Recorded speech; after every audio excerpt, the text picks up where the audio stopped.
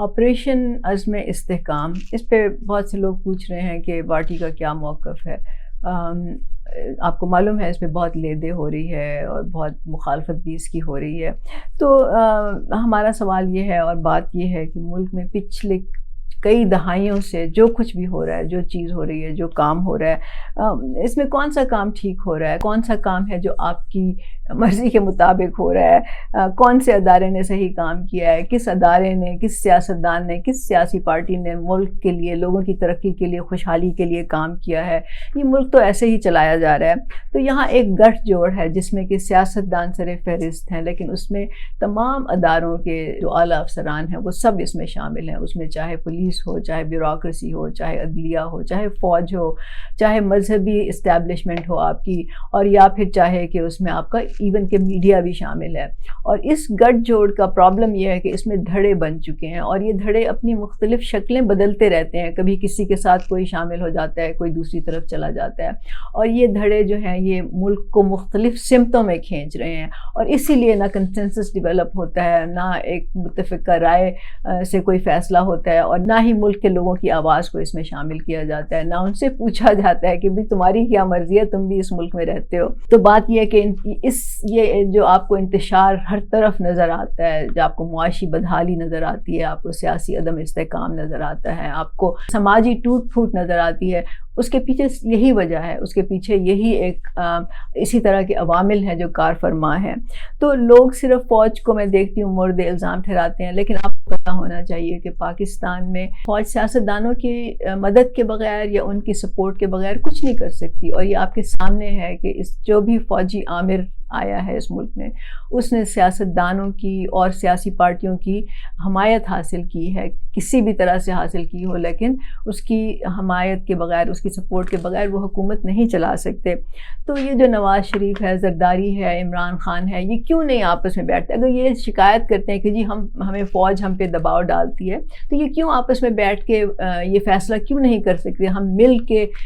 فوج کے دباؤ میں نہیں آئیں گے؟ یہ اس لیے نہیں کرتے کہ یہ خود اپنے مفاد کے غلام ہیں۔ یہ سب فوج کی مدد سے ہی تو حکومت میں آتے ہیں، فوج کی مدد سے ہی اپنی سیاست چمکاتے ہیں، فوج کے بوٹ پالش کر کے یہ اپنا اقتدار حاصل کرتے ہیں۔ تو یہ پھر جب ان کو فائدہ ہوتا ہے یا جب ان کو نظر آتا ہے کہ اس سے ہمارا فائدہ ہے، تو یہ فوج کی گود میں بیٹھ جاتے ہیں، اور جب مخالفت ہوتی ہے، جب اختلاف رائے ہوتا ہے، تو پھر اس وقت یہ جا کے فوج کے خلاف بک بک کرنا شروع ہو جاتے ہیں۔ تو جس طرح آپ یہ دیکھیں کہ جس طرح فوج نے اپنا ادارہ مضبوط کیا ہے، یہ سیاستدان کیوں اپنے ادارے مضبوط نہیں کر سکتے؟ کیوں یہ پارلیمنٹ کو مضبوط نہیں کر سکتے؟ کیوں انہوں نے پارلیمنٹ کو ایک سیاسی دنگل بنایا ہوا ہے، جہاں پہ کہ ووٹ کی خرید و فروخت ہوتی ہے، جہاں ہارس ٹریڈنگ ہوتی ہے، جہاں پہ وفاداریاں خریدی اور بیچی جاتی ہیں؟ کیوں ایسا ہے؟ یہ لوگ خود ہی کرتے ہیں اس طرح کے کام، کیونکہ اس میں ان کا فائدہ ہوتا ہے۔ اسی طرح انہوں نے لوکل گورنمنٹ سسٹم کو ایک مذاق بنا دیا ہے، جو کہ آپ سمجھ لیں کہ ڈیموکریسی کی یا جمہوریت کی جو اصل میں جو اس کی ریڑھ کی ہڈی ہوتی ہے وہ لوکل گورنمنٹ سسٹم ہوتا ہے، لیکن یہ اس کو چلنا ہی نہیں دیتے، کیونکہ یہ نہیں چاہتے کہ عام لوگ جو ہیں وہ کبھی بھی امپاور ہوں، عام لوگ جو ہیں وہ کبھی بھی ان کو سر اٹھانے کا موقع بھی ملے۔ اس لیے کہ یہ سب مفاد پرست ہیں، یہ مذہب کو بیچ کر اپنی سیاست چمکاتے ہیں، اور یہ سیاست میں آتے ہی اس لیے ہیں کہ ان کا کاروبار بڑھے، ان کی دولت بڑھے، ان کی طاقت اور اختیار بڑھے، ان کے اثاثے بڑھیں۔ یہ اس لیے تو نہیں آتے کہ یہ آپ کی خدمت کرنا چاہتے ہیں یا ملک کی ترقی کے لیے کوئی کام کرنا چاہتے ہیں۔ تو اسی لیے کسی بھی چیز پر، کسی بھی ایشو پر، چاہے وہ قوم کی زندگی اور موت کا ہی مسئلہ کیوں نہ ہو، اس پر یہ کنسنسس ڈیولپ نہیں کر سکتے، اس پہ یہ متفقہ رائے سے کوئی فیصلہ نہیں کر سکتے، کیونکہ ان کے جو فیصلے ہوتے ہیں وہ ملک کی بہتری کے لیے نہیں ایک ہوتے، بلکہ اپنے مفاد کے لیے ہوتے ہیں، اور ان کا وہ جو مفاد ہے یہ ان کو مختلف ڈائریکشنز میں کھینچتا ہے۔ تو اس لیے پاکستان میں دہشت گردی کا مسئلہ حل نہیں ہو رہا، جس طرح باقی تمام مسئلے حل نہیں ہو رہے، جس طرح کہ معیشت ہماری جو ہے وہ تباہ و برباد ہے، اسی طرح آپ زندگی کے ہر شعبے میں دیکھ لیں، آپ کو لگتا ہے کہ کوئی چیز ٹھیک نہیں ہے۔ دہشت گردی اسی کا ایک شاخسانہ ہے، اسی کا ایک نتیجہ ہے۔ تو بات یہ ہے کہ اگر اس کے خلاف اس وقت آپریشن ہو یا نہ ہو، عام لوگ ہی مریں گے، عام لوگ ہی سفر کریں گے، عام لوگ ہی خوار ہوں گے،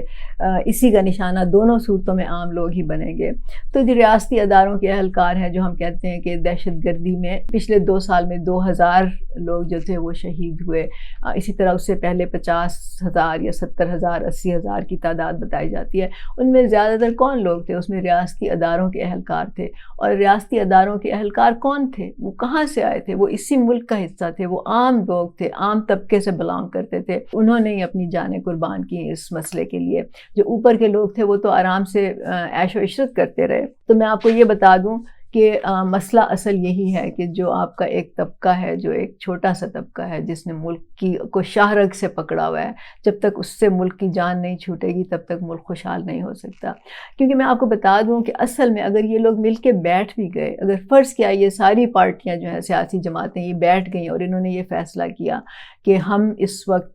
فوج کے دباؤ میں نہیں آئیں گے اور ہم سویلین بالادستی کا یہ جس کو نام دیتے ہیں، جس میں اصل میں ان کا مطلب ہوتا ہے ہماری بالادستی، سویلین بالادستی کا مطلب جمہور کی عوام کی بالادستی نہیں ہوتا۔ تو اگر یہ انہوں نے کر بھی لیا، کسی طرح سے یہ فیصلہ ہو بھی گیا جو کہ مشکل ہے، تو پھر بھی آپ دیکھ لیں کہ عام لوگوں کے لیے کچھ نہیں ہوگا، عام لوگوں کی زندگی اسی طرح رہے گی، کیونکہ آخر کار یہی جاگیردار ہوں گے، یہی سرمایہ دار ہوں گے، یہی سیاسی پیر ہوں گے، یہی مافیا ہوں گے جو کہ ملک کے فیصلے کر رہے ہوں گے، جو ملک کے ادارے کنٹرول کر رہے ہوں گے، جو کہ ملک کے وسائل پر جن کا قبضہ ہوگا۔ ملک کی شہرت پھر بھی ان کے ہی ہاتھ میں ہوگی، عام لوگوں کا اس میں کوئی عمل دخل نہیں ہوگا، عام لوگوں کی آواز پھر بھی اس میں شامل نہیں ہوگی۔ اور جب تک عام لوگوں کی آواز شامل نہیں ہوگی، جو بھی فیصلے ہوں گے اس ملک میں وہ انہی کے مفاد میں ہوں گے، اور اسی لیے عام لوگ ہی مرتے رہیں گے۔ وہ چاہے دہشت گردی سے مریں جس کا بڑا چرچا ہوگا، جس کی سرخیاں لگیں گی، جس کی مذمت کی جائے گی، یا پھر وہ بھوک، بیماری اور غربت سے مریں جس کے بارے میں کوئی بات بھی نہیں کرے گا، جس کی کوئی سرخی، چھوٹی سی بھی سرخی اخبار میں نہیں لگے گی، جس پہ کوئی افسوس بھی نہیں کرے گا، کیونکہ وہ تو عام روزمرہ کا پرابلم ہے نا ان لوگوں کے لیے، سب کے لیے، ایون عام لوگ بھی اس پہ توجہ نہیں دیتے۔ تو اس لیے ہم کہتے ہیں کہ برابری پارٹی پاکستان اس ملک کی اب واحد امید ہے، کیونکہ وہی ایک پارٹی ہے جو عام لوگوں کو منظم کرنا چاہتی ہے۔ اس ملک کی تمام جو سیاسی پارٹیاں صرف برابری پارٹی کہتی ہے کہ ہم صرف عام لوگوں کی پارٹی ہیں، اس پارٹی میں کوئی جاگیردار، سرمایہ دار، الیکٹیبلز نہیں آ سکتے، نہ آئیں گے۔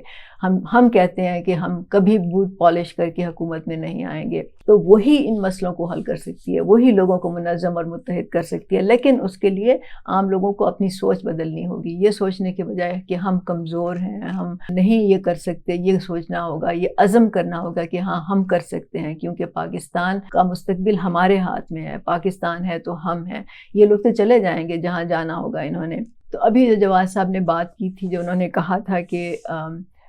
پاکستان کی آخری امید میں ہی ہوں، وہ انہوں نے بالکل ٹھیک کہا تھا۔ اس کے لیے میں آپ یہ ویڈیو دوبارہ دیکھیں اور سوچیں اس بات پہ، اور جب تک آپ کو جواد صاحب کی بات سمجھ نہیں آئے گی، آپ ان کے ہاتھ مضبوط نہیں کریں گے، آپ خود سیاسی طور پہ منظم نہیں ہوں گے۔ ہم سمجھتے ہیں نہ دہشت گردی کا مسئلہ، نہ بھوک اور بیماری کا مسئلہ، نہ غربت کا مسئلہ، نہ آپ کے کوئی اور مسئلے حل ہو سکتے ہیں۔